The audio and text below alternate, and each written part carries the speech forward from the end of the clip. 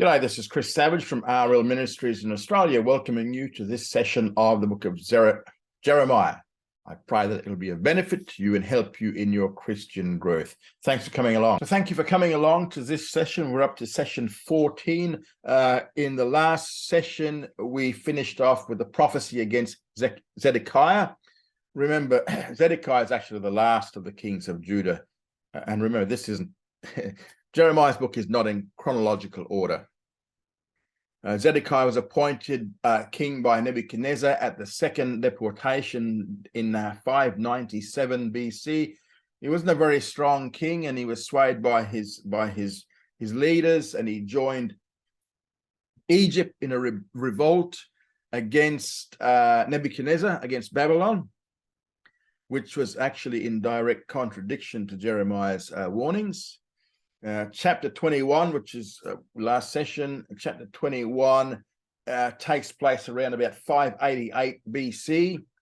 Previously in 605 BC and 597 BC, the Babylonians did come and they did take away, they took the city in those two times. They took away some folks in the deportation, for instance, Daniel and Ezekiel. But he spared the city. Now, in Zedekiah's day, the Babylonians are now moving against Jerusalem because of Zedekiah's joining Egypt. And this incident, which we saw last session, actually fell between chapter 37 and 38. I mean, we're only in chapter 22 this week, so it's still, we haven't touched it yet. Now, Zedekiah inquires of Jeremiah regarding Nebuchadnezzar, king of Babylon, who has come to make war. And Zedekiah is looking for a miracle similar to what happened back in the day when the Assyrians came to attack Jerusalem, where they retreated because of the hand of God was against them. But no chance of that here. The Babylonians are going to take Jerusalem, and God actually is going to fight against Jerusalem, and they're going to be delivered into Nebuchadnezzar's hands. God gave the people a choice. He said, listen, if you surrender to Nebuchadnezzar, you'll live. You'll be taken away into exile, but you'll still live. But if you go and fight, you're going to make the wrong decision. You're going to die. What did they do? They fought. Now, because of all the rebellions, violations, and evils that Judah had committed against Jehovah, he is going to kindle a fire in her forest, and in actual fact, he's going to burn the temple. The Babylonians are going to burn the temple and burn the king's, the palace.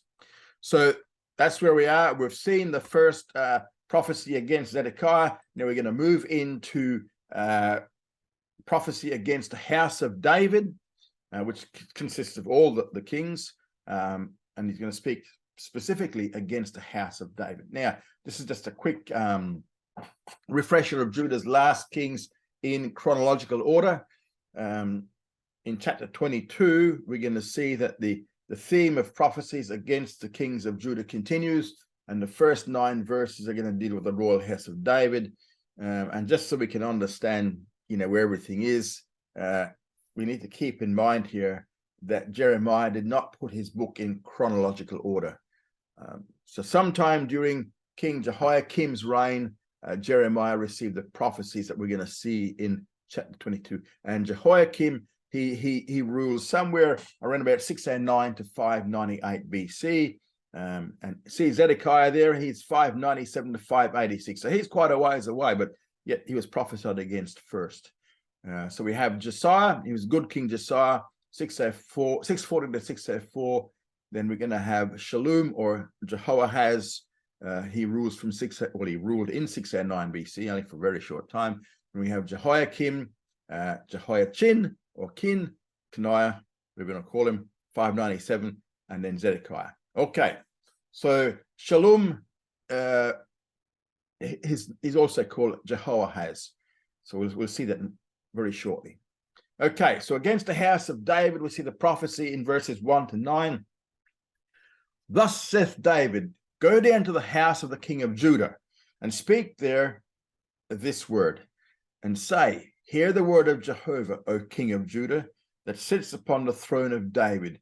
you and your servants and your people that enter in by these gates. So the place of this prophecy is a different environment from the previous message to the house of David. Because in verse 1, the place here is the house of the king of Judah himself. So the prophecy of chapter 22 actually occurs earlier than the prophecy of chapter 21. And the entire context here will be seen in the light of the king mentioned. Now, this prophecy occurred during the reign of King Jehoiakim. It was 2 kings preceding Zedekiah, which we just saw in that little schematic in Jeremiah 21, which was the last chapter. And again, Jeremiah didn't put his prophecies in chronological order. I don't know why. In verse 2, he addresses the king who sits upon the throne of David, but he also addresses the princes and the people of the king. So it's not a private message. It's to all of them. All of them are hearing it. And he addressed the servants of the king who actually walked through the gates of the royal palace. Now, the first message he has for them is covered in verses 3 to 5. In verse 3, thus says Jehovah, execute you justice and righteousness, and deliver him that is robbed out of the hand of the oppressor, and do no wrong, do no violence to the sojourner, the fatherless, nor the widow, neither shed innocent blood in this place. So their responsibility is to execute righteousness and justice. Now, what's right? Well, when we speak about righteousness, righteousness means to live in accordance with a standard. Well, that standard was the Mosaic law. Justice means to mete out justice to those who fail to abide by that standard. So it is the consequences of failing to abide by the standard. And that included delivering of the one who was robbed from the hand of the oppressor. Now, it also included doing no violence to the stranger, the fatherless, or the widows. Again, these were the ones who were especially protected by the law of Moses. They were not to shed innocent blood. However, as we've seen thus far, they didn't pay any attention to the Mosaic law.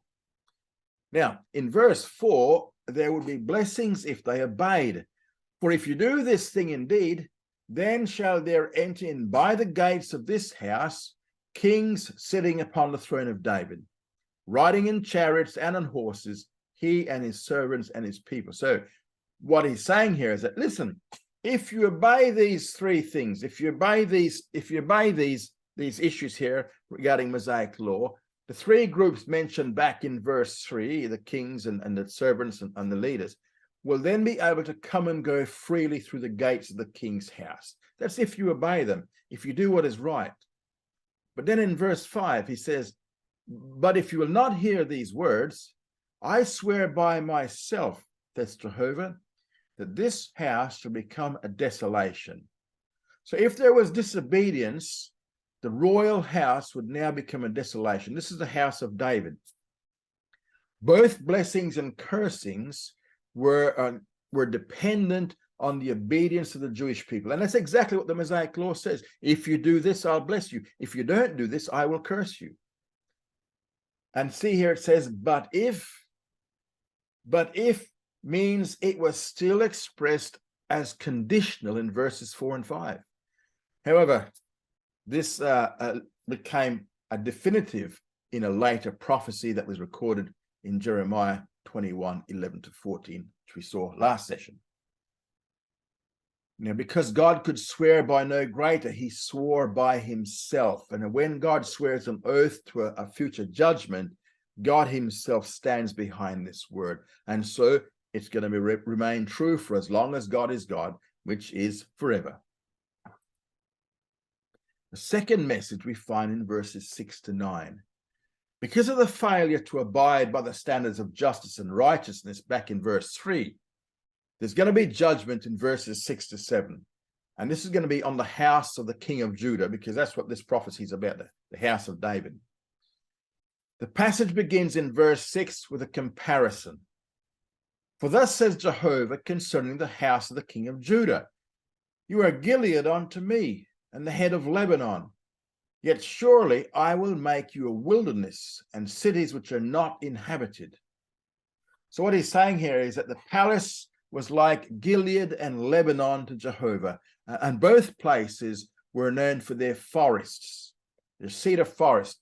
Gilead was also known for its livestock, its pastures. It was a place of plenty. In fact, the royal house had been built with massive cedar pillars from Lebanon. The royal palace in Jerusalem was known as the Palace of the Forest of Lebanon. And 1 Kings 7, 2-5, 1 Kings 7, 2-5, Isaiah 22 verse 8, Isaiah 22 verse 8, both point this out. However, even though it was a grand palace, the palace would become a wilderness, and there are going to be cities everywhere that will no longer be inhabited. And in verse 7, he deals with the coming destruction. And this is God speaking, and I will prepare destroyers against you, every one with his weapons, and they shall cut down your choice cedars and cast them into the fire. Hebrew word here for prepare is kadash, and it means to be set apart or to consecrate. So Jehovah, God himself, would purposely commission destroyers to come against the royal house and the city in general. So rather than helping Israel as he had in the past, Jehovah will bring about a war in which Israel's enemies will act as his own messengers. I remember in the book of Jeremiah, sometimes he referred to Judah as Israel, because the northern kingdom was already taken away, a couple 140 years before. Okay, now,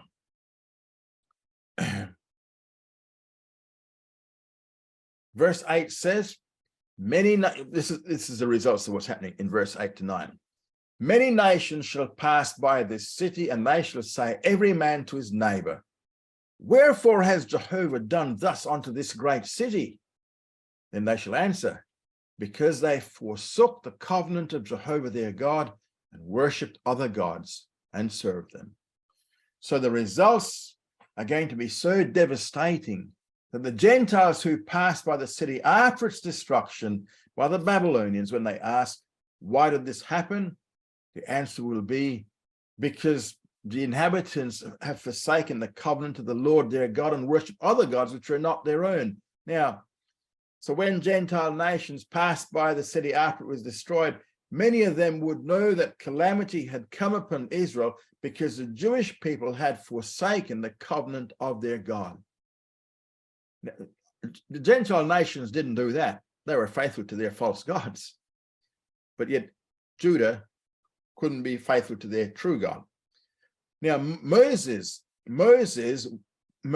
in Deuteronomy 29, verse 24-26, Deuteronomy 29, 24-26, he warned them about going after other gods and the outcome of all of that way back in Deuteronomy. So he already told them what would happen to them. Now, we're going to see a prophecy here against Shallum or Jehoahaz. Remember, he has two names here, they're called by two names.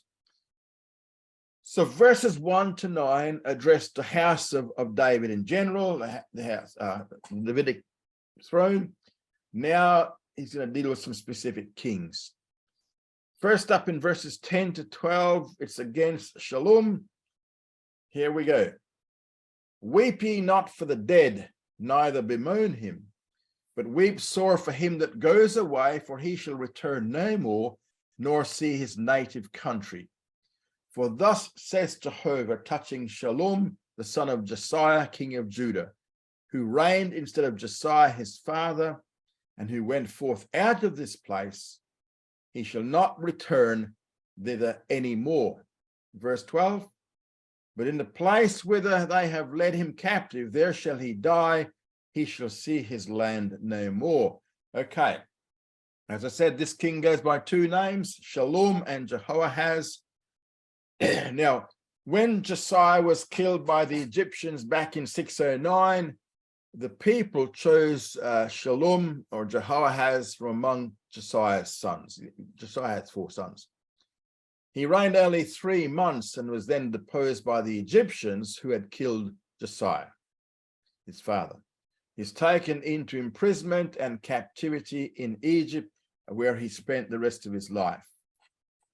So verse 10 is set against this historical backdrop.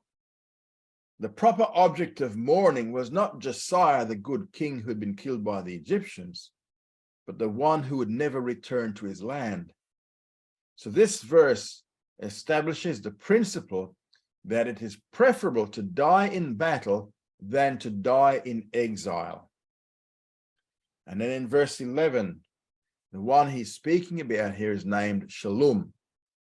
His judgment is given in verses 11 to 12. He will not return anymore. Remember, Jeremiah's favorite word is shuv, which means return. Here he is using it. What's going to happen to him? He's going to die in the land of his captivity, which is Egypt. And it says, he shall see this land no more. Now, the fulfillment of these verses you can find in 2 Kings 23, verses 29 to 34. 2 Kings 23, verses 29 to 34, and the corresponding passage in 2 Chronicles 36, 1 to 4. 2 Chronicles 36, 1 to 4. Now, Jeremiah turns against the next king, Pharaoh Necho, the Egyptian. He replaced Shallum with his brother Jehoiakim in verses 13 to 19. So we're going to see the prophecies here against Jehoiakim. Now, he was king of Judah from 609 on to 598 BC. Now, his birth name was Eliakim. Pharaoh Necho II of Egypt placed Jehoiakim on the throne of Jerusalem, and he replaced Shallum, Jehoahaz, when he took him into captivity, when he exiled him into Egypt. Now, he's the second of the four sons of Josiah, and he's portrayed as a very, very wicked king. Very wicked king. In fact, the Jewish Encyclopedia lists some of his sins. It says that he was a godless tyrant, committing the most atrocious sins and crimes. He lived in incestuous relations with his mother, his daughter-in-law, and stepmother, and was in the habit of murdering men whose wives he then violated and whose property he seized. It actually went on to say that he said things like, if you think Manasseh was bad, you wait till you see what I'm going to do. And he actually flagrantly denounced God. Now, so he was a wicked guy. Now, in verses 13 to 14, Jeremiah deals with the sins of Jehoiakim. We see his actions in verse 13. Woe to him who builds his house by unrighteousness and his chambers by injustices, who uses his neighbor's service without wages and gives him nothing for his work. So Jehoiakim had built his palace by extorting his neighbor's services. And the very palace which we see described in verse 13 was built by forced Jewish labor without wages. Now, this palace has actually been uncovered by a Hebrew professor called Yohanan Aharoni. Yohanan Aharoni, he was one of the professors at the Hebrew University, who is actually deceased. He was actually one of Arnold's tutors. It was located, this palace here was located south of Jerusalem and north of Bethlehem. It was near the kibbutz of Ramat Rachel. Everything that Jeremiah described about the building that we see here was true as it was uncovered in the mid-1960s. Now, in verse 14, he describes Jehoiakim's claims and plans. I will build me a wide house with spacious chambers. I will cut out windows and have it sealed with cedar. In verses 15 to 17, Jeremiah now draws a comparison between Jehoiakim and his father Josiah. For Jehoiakim, in verse 15, he asks a rhetorical question. Shall you reign because you strive to excel in cedar? Jehoiakim felt that the means of displaying true royalty was by excessive lavishness and excessive outward display and expenditures. Look at my house. Then he describes the nature of his father Josiah in verses 15 to 16. Yeah, the basis of Josiah, remember, Josiah was a good king. The basis of Josiah's royalty was somewhat different. Did not your father eat and drink? Josiah knew how to live comfortably like a king, but it was not on that basis that he showed forth his royalty. He showed forth his royalty by also doing justice and righteousness. His reign was not based upon lavishness. The result was, then it was well with him. He served God, and it was well with him. In verse 16, this is Josiah, he judged the cause of the poor and needy, then it was well. Was not this to know me, says Jehovah? So the reason for Josiah's just rule was that he judged the cause of the poor and the needy. He did so in order to know the Lord. Josiah's purpose in his royalty was to know God better. He served God. However, as for Jehoiakim in verse 17, but thine eyes and thy heart are not but for thy covetousness and for shedding innocent blood and for oppression and for violence to do it. Wicked king. His eyes are looking around only in a pattern of covetousness. What can I take? He follows a consistent pattern of injustice. He sheds innocent blood. He oppresses those that he has no right to oppress. And this same point is made in verses 3 and 13. He also exercises violence. Now in verses 18 to 19, he deals with the judgment of Jehoiakim. Therefore, thus says Jehovah concerning Jehoiakim, the son of Josiah, king of Judah. They shall not lament for him, saying, Ah, my brother, or Ah, sister. They shall not lament for him, saying, Ah, Lord, or Ah, his glory. He shall be buried with the burial of an ass, drawn and cast forth beyond the gates of Jerusalem. So first up, Jehoiakim will not be lamented. That's in verse 18. When he dies, no one will say, Ah, my brother, or Ah, my sister, oh, you poor thing, my brother, my sister. None of the traditional sounds of mourning will be heard. And this was the ultimate insult for a person of his stature. They will not weep over the lost glory whatsoever. Second, in verse 19, as for his burial, he shall be buried with the burial of an ass. This is what Jeremiah is telling Jehoiakim, all right? If Jeremiah had not received God's promise of protection, he could not have gotten away with these statements. He was dealing with the kings of Jerusalem in these statements, and in several other statements like this one, Jeremiah was not very tactful. Now, the exact fulfillment of verse 19, we don't have it in the scripture, but Jehoiakim followed Egypt's lead and rebelled against Babylon. And in the rebellion, Nebuchadnezzar came down, and in the year 598, 597, as Nebuchadnezzar was approaching Jerusalem, Jehoiakim suddenly died. Perhaps, as some suppose, he could have been assassinated in an attempt to appease Nebuchadnezzar and spare the city. But anyway, it did spare the city. Now, Jehoiakim, his son, became king. Jehoiakim surrendered to Nebuchadnezzar. This is when Jehoiakim suddenly died, and he went into captivity. Zedekiah was appointed king in 597 BC. Now, God's prophecies did not go unfulfilled.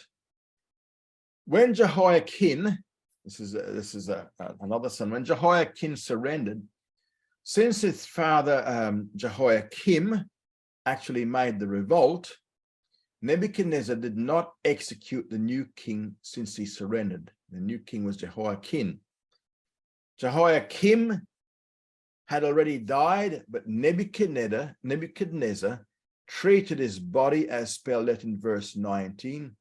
He was drawn and cast forth beyond the gates of Jerusalem. What happened was he shall be left as a prey for the beasts and the birds. That's what they would do with dead animals. They'd take him outside the city for the wild animals and the vultures to eat. We don't have any record of this in scripture, but that's what would have happened. Now we see the prophecy against Jerusalem in verses 20 to 23. Go up to Lebanon and cry. Lift up your voice in Bashan and cry from Abarim, for all your lovers are destroyed. I spake unto you in your prosperity, but you said, I will not hear. This has been your manner from your youth, that you obeyed not my voice. Now in verse 20, Jeremiah describes Jerusalem's lament. She should go to Lebanon and cry out, which is north of Judah. She should lift up her voice in Bashan. Now Bashan was located north and east of Judah, and cry from the Abarim, which was south and east of Judah. The Abarim are actually, Abarim, are part of the mountains of Moab. Mount Nebo was from where Moses, he saw the promised land. It's the highest peak of the Abarim. Now, the reason for the mourning was that all her lovers, this is all Judah's lovers, all her lovers, meaning all her political allies, have been destroyed. And the parallel passage is in Hosea chapter 8, verses 9 to the first part of verse 10. For they are gone up to Assyria like a wild ass alone by himself. Ephraim has hired lovers, yes, though they hire among the nations, now will I gather them. So Hosea spoke about this. The reason for the judgment of verse 20 is found in verse 21. God did speak to Jerusalem when she was in a state of prosperity. It was a time when God was blessing her, but Israel's response was a total refusal to listen and hear. This was not anything new. It was the habitual actions of the people throughout their history. This has been your manner from your youth, that you obeyed not my voice. Rather, what she did was she trusted the surrounding gods and the surrounding nations. Now, when it says from your youth, this is from the time that Israel became a nation. So he's referring here to the Exodus. That's what he's referring to. Now, referring to them as the youth, have a look in chapter 2, verse 2, Jeremiah chapter 2, verse 2, and also Hosea chapter 2, verse 15, where it speaks about Israel in her youth. And it refers to the Exodus. In verse 22, it says, the wind shall feed all your shepherds, and your lovers shall go into captivity. Surely then shall you be ashamed and confounded for all your wickedness. O inhabitant of Lebanon, that make your nest in the cedars, how greatly to be pitied shall you be when pangs come upon you, the pain as of a woman in travail. Now, for that reason, in verse 22, Israel's companions are also under judgment. The wind shall feed all your shepherds. Remember, the shepherds are Israel's leaders. And what were they supposed to do? Well, they were supposed to feed the sheep, but now they're going to be fed. They're going to be fed on as they all head into captivity. They're going to be food for their own captors. They went into captivity in 597 BC, and that was during the second deportation. And you can see that in 2 Kings 24, verse 22 to 25, verse 7. It's there in the slide. Now, not only Israel's leaders, but also her lovers, the other nations, shall also go into captivity. And the result will be these other nations whom Israel trusted for help, she'll now be shamed by them. Verse 23 is once again the lament for Jerusalem. In verse 20, Jerusalem was lamenting. Now in verse 23, O inhabitant of Lebanon, the lament is for Jerusalem, whose temple, palaces, and principal habitations were built of the cedars of Lebanon. There was so much, it was like living among Lebanon's cedars. There was so much cedar there in the city. Now, all that she had built up to make the city great was to no avail when the judgment came. How greatly to be pitied when the Chaldeans come on them as pangs on a woman in travail. You're going to see against Jehoiakim there. This is in verses 24 to 30. Now Jeremiah turns to another king, and this is King Jehoiakim. This king had more than one name. First, he was known as Coniah, C-O-N-I-A-H. This name Coniah is also found in Jeremiah 37, verse 1. And this name is only used by Jeremiah. Jeremiah drops from his name that part which means Jehovah, which is the, G-J-E-H. This king hardly lived up to his name. Jeremiah preferred to call him Coniah rather than Jeconiah. Second, he was also called Jehoiakim. This was his name in 2 Kings 24, 6 to 17. It's there. 2 Chronicles 36, 8 to 9, and Ezekiel 1, verse 2. He's also known as Jeconiah. So it's Coniah, Jehoiakim, Jeconiah, all three names. And we see this third name, Jeconiah, in 1 Chronicles 3, 16 to 17. Esther 2, verse 6, Jeremiah 24, 1, 27, 20, 28, 4, 29, 2, all written there on the slide. Now, Jehoiakim, as we just said briefly before, he came to the throne in 598 BC. Now, as I said, now, oh, by the way, all three names have the same meaning, which is Jehovah will firmly establish. But we find that the opposite is true, because he'll not be established at all, because he only reigns for 3 months and then he's taken away into captivity. Now, as I live, says Jehovah, though Coniah, the son of Jehoiakim, king of Judah, were the signet upon my right hand, yet would I pluck you then. So what's verse 24 saying? Well, verse 24 is telling us that the judgment upon Jeconiah or Coniah is now irreversible. Even if he was a signet upon God's right hand, the judgment would be irreversible. The signet upon the king's right hand was one of the king's most prized possessions. Nevertheless, he will be plucked out and cast away. In verses 25 to 27, he describes Jeconiah's fate.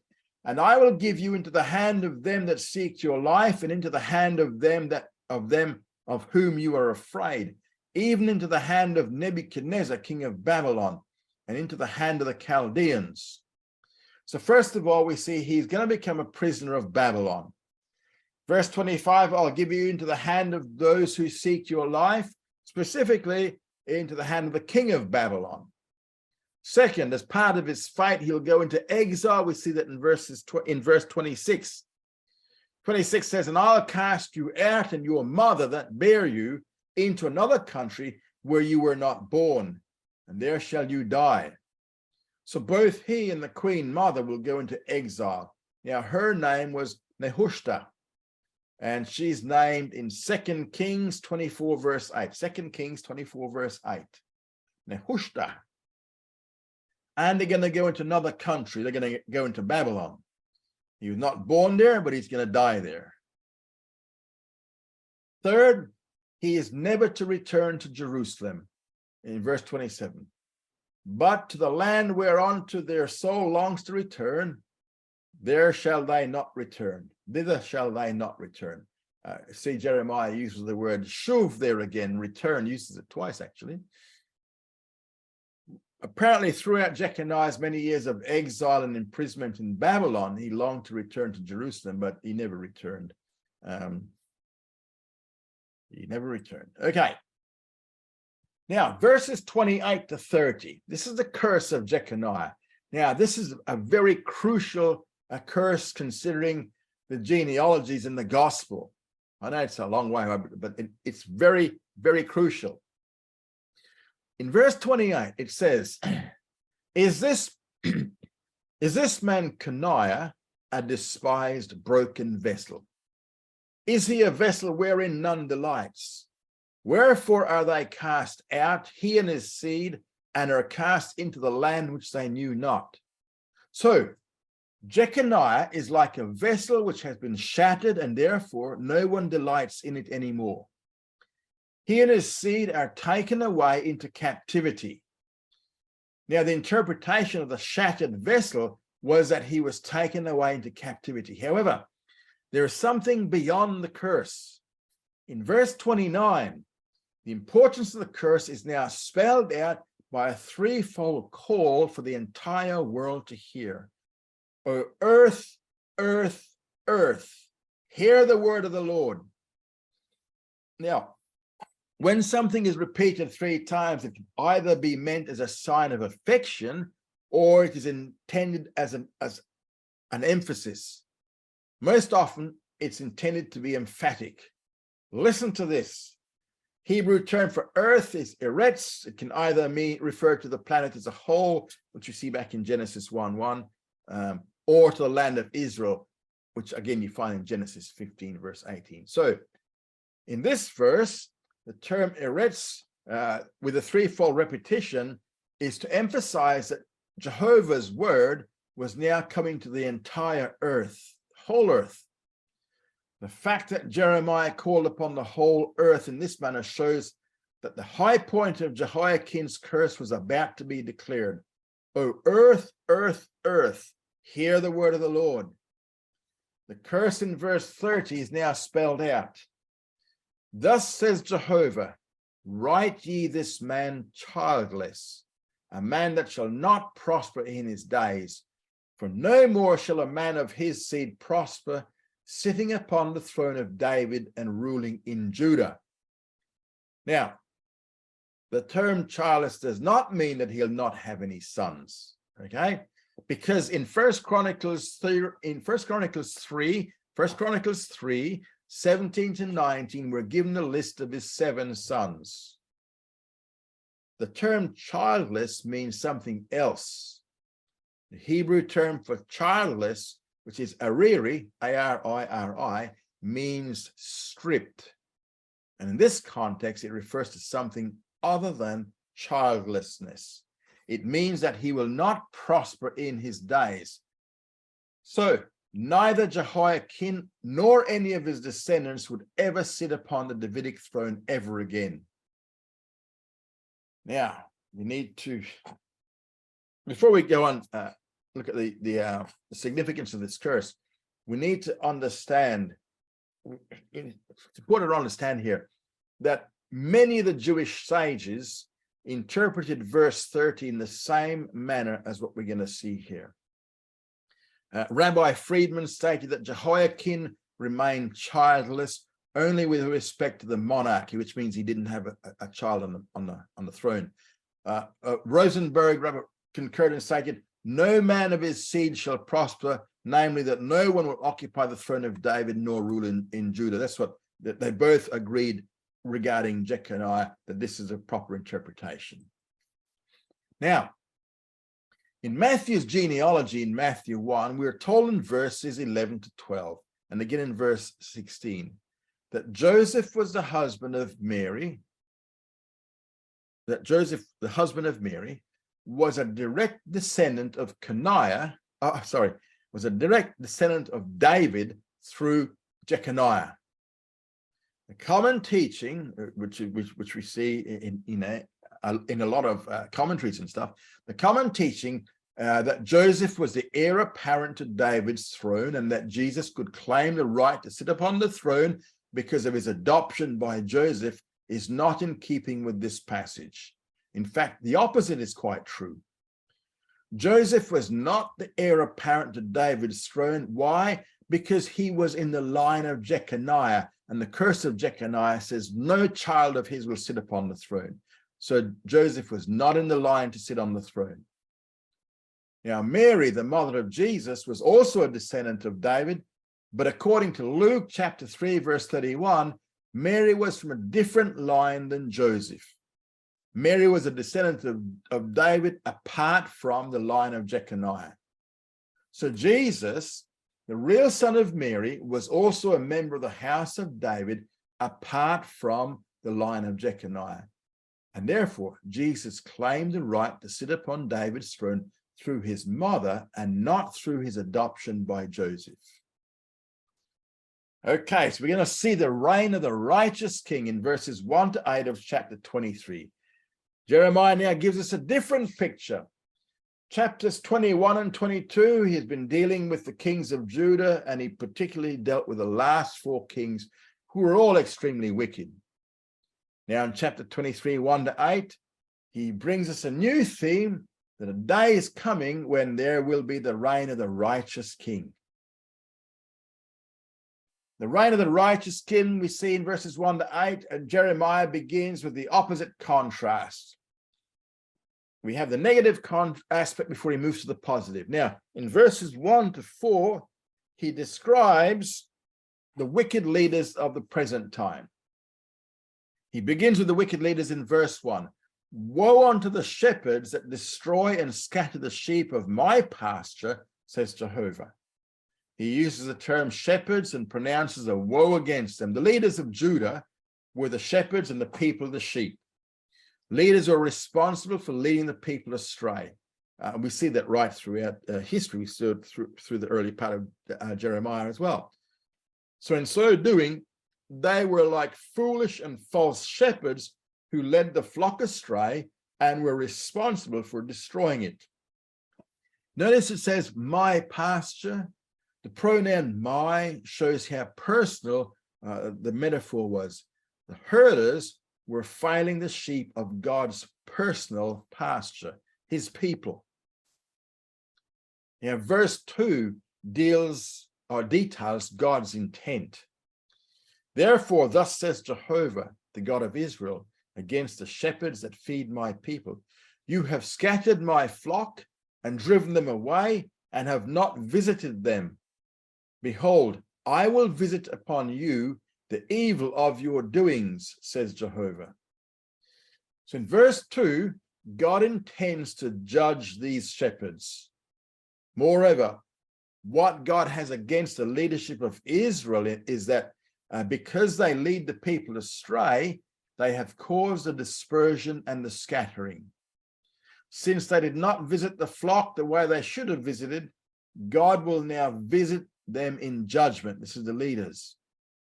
Because they have scattered the people of God, his sheep, they too will be scattered, and so they're sent off to Egypt and to Babylon in exile.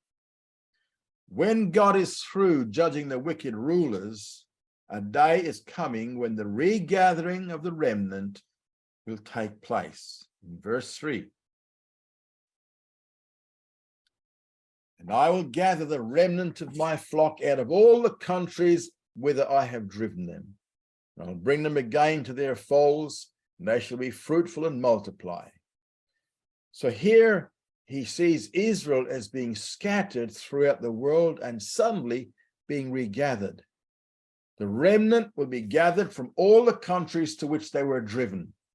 They shall be returned to their land. They shall be fruitful and multiply in the land. Now, Jeremiah addressed this regathering before, right back in chapter 3, verses 14 to 18. Jeremiah 3, 14 to 18. And he sees a millennial scene where in the future, God will gather his people and bring them back into their land. And in that day, according to verse 3 and elsewhere in scripture, they will be fruitful and they shall multiply. Now, as he promised back in Jeremiah 3, 15 to 16, so he promises again here in verse 4. And I will set up shepherds over them who shall feed them, and they shall fear no more, nor be dismayed, neither shall any be lacking, says Jehovah. So in that day, Israel will be given righteous shepherds to feed the people with righteousness, justice, and understanding. The flock will be at peace and not terrified, nor will any be missing. All who are left, the remnant, shall be saved and regathered. None will be lacking. There'll be no Jew out there who is lost. In that day, Israel is going to have a righteous king. Now, we do know that in the near term, you know, when they came back from exile back into the land, they had some godly leaders. They had Zerubbabel, they had Joshua, they had Ezra and Nehemiah. But this, what we're talking about here, this is a millennial scene. Now we have the righteous king of Israel in verse 5 to 8 being described. Behold, the days come, says Jehovah, that I'll raise unto David a righteous branch. He shall reign as king and deal wisely, and shall execute justice and righteousness in the land. So verse 5 deals with the humanity of the king. Behold, the days are coming. Remember what we said about that? When we see, behold, the days are coming, this is a figure for the prophetic future. We've seen this 3 times before. This is the 4th time Jeremiah has used, behold, the days are coming.